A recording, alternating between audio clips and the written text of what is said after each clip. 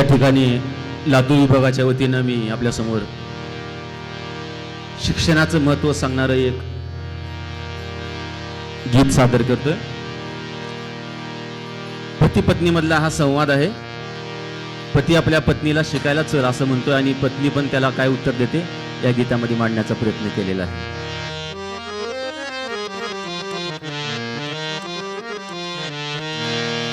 आग आग कारभारणी, आग आग कारभारणी, चल तू माझ्या संगतीला. आग आग कारभारणी, चल तू माझ्या संगतीला. आपण जोडीनं जाऊ साक्षर होण्याला. आपण जोडीनं जाऊ साक्षर होण्याला. हे हो काय असलं, हे हो काय असलं, तुम्ही लागलात सांगायला. तुम्हीच जावा मी नाही यायची साक्षर होण्याला.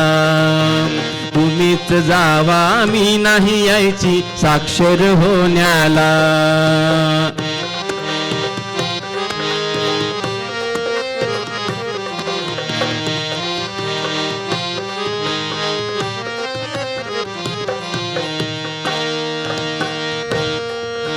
सांगतो तुला मी ऐकून घे ग मोलाच, आपल्याच फायद्याच. कस वेडेपणा कस समजून घे ग तू माझी राणी ग.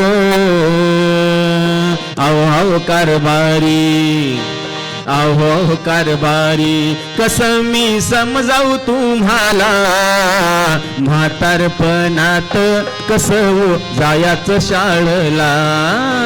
म्हातारपणात कसं हो जायाचं शाळेला.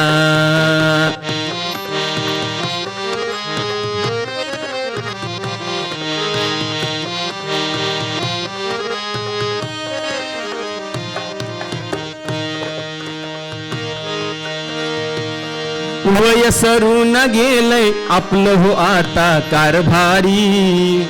अडचण लई भारी, पोरा पोरांना धाडून शाळेत आपण राव घरी. रमाव संसारी, घे जोडीन या हातान कष्ट करूया चला. आओ कारभारी, कसं मी समजावू तुम्हाला. मी नाही यायची शाळेला बाई, मी नाही यायची शाळेला. मी नाही यायची शाळेला व मी नाही यायची शाळेला.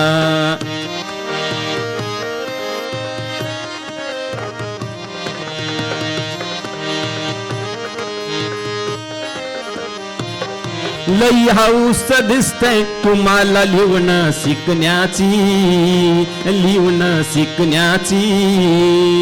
काळजी वाटते मला ग माझ्या अडाणीपणाची, अडाणीपणाची.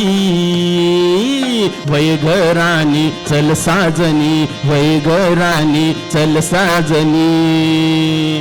आता कळलंय हिला, आता कळलंय हिला. वैव कारभारी, मला बी वाटतंय शाळेला. तुम्हीच जावा मी पण येते शाळा शिकायला.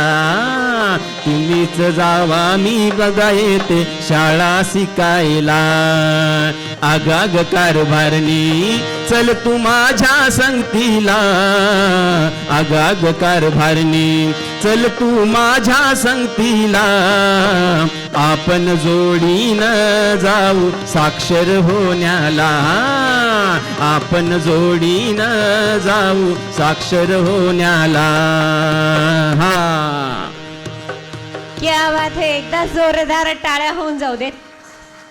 पती पत्नीच्या नात्यातील अगदी अवखळ संवाद या गीतातून सरांनी सादर केला. अशा वेळी मला दोन ओळी आठवतात. अहो घरधनी, अहो घरधनी, राहिले मी अडाणी. न मला वाचाया शिकवा, वाचाया शिकवा. न मला लिहाया शिकवा. मनस्वी, धन्यवाद.